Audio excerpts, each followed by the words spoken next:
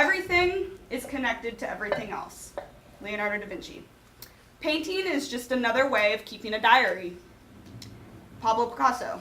And we do with space what is not normally used for art. Christo.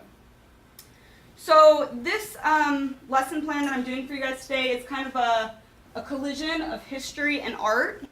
And so I want to ask you guys some questions before I start going through the slides, and I want to see if you could give me a show of hands.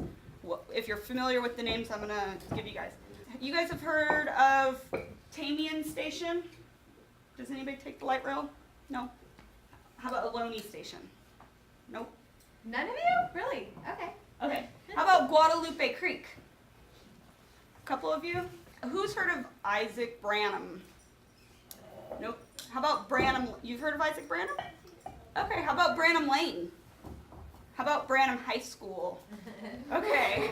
Now there we go. All right. How about Carrie Lyons? Oh, come on. There should be more hands than that. Because that's your teacher. Okay. Well, keep those names in mind. These are a few pictures of some murals that are throughout San Jose. Some of them are at the Mexican Heritage Museum. And then also the middle picture that you guys see down in the bottom, the black and white, is a picture of the original Mission San Jose. So along the Guadalupe River, the Mexican and Spanish settlers set up El Pueblo, which is the town, and the missions on either side of the creek.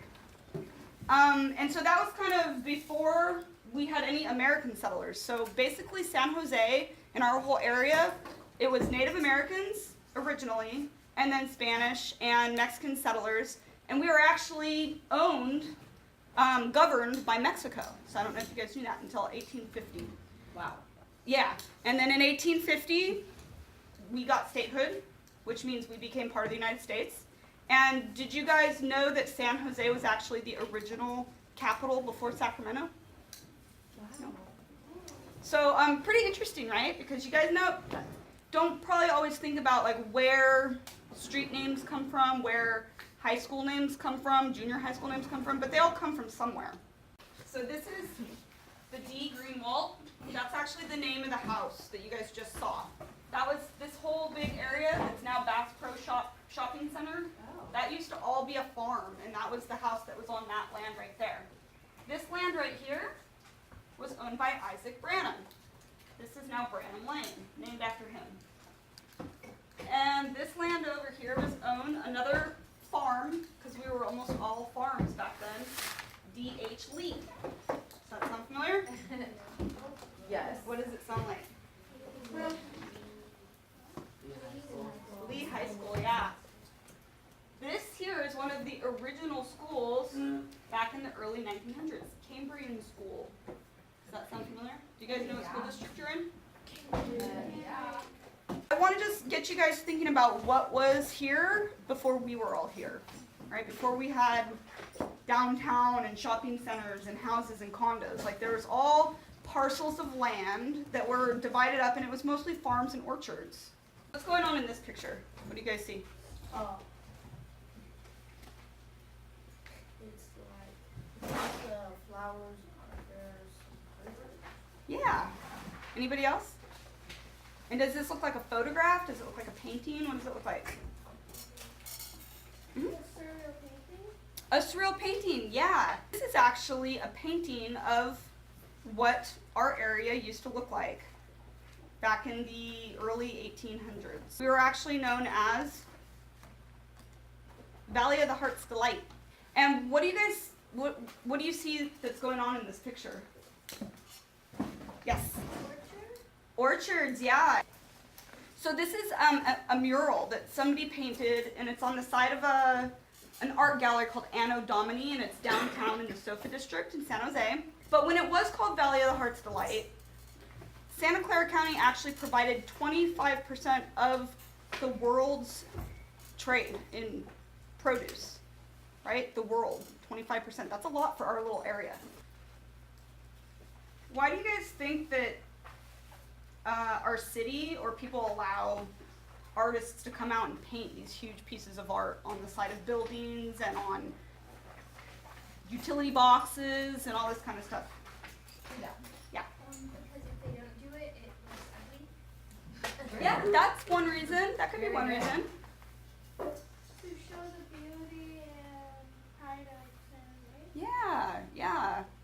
But we want to be able to be proud and knowledgeable and have awareness of like where we came from and who and what make up our community, right?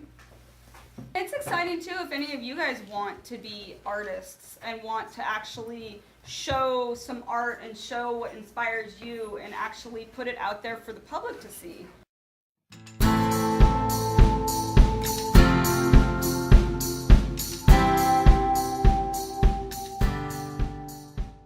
My name's Kimberly or Kimmy. I'm 13, and I wanted mine to pay homage to San Jose's cultural diversity and how we have a lot of different cultures coming together to make one really awesome city.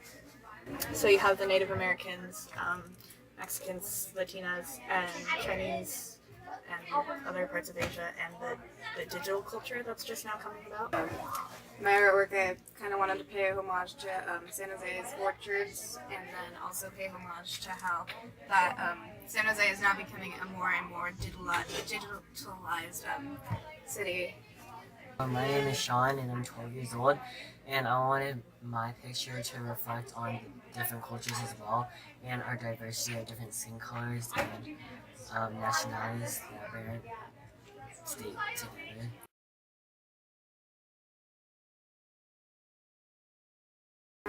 I think so for my piece, it really brings in what San Jose used to be mostly just orchards and farms, and then also our new, more recent history of technology, and then really putting that into a piece of art that can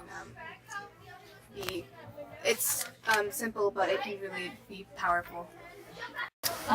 For mine, I think it kind of chronicles the history of San Jose as well, starting with the Native Americans who lived here way before any of us did, and then being owned by Mexico and having that influence with the missions and stuff, and then with the Chinese immigrants that came here and really thought about business and stuff, and then the digital age that's really kind of making us a very wealthy city.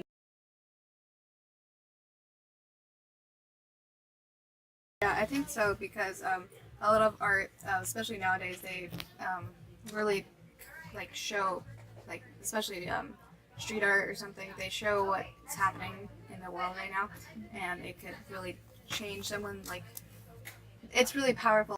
I think another really important thing about art classes is that it kind of teaches you how to put your emotions and what you're feeling and what you're seeing in the world into a visualization, so that you don't just keep it pent up inside. You learn how to express your feelings. I feel like public art, it can definitely express feelings and stuff, but also it can, since some people don't really know what's going on around the world because they're too attached to what they're doing on their daily lives, and I feel like it can definitely show history, and it can kind of educate people on what happened earlier, and also it can inspire them to do other things.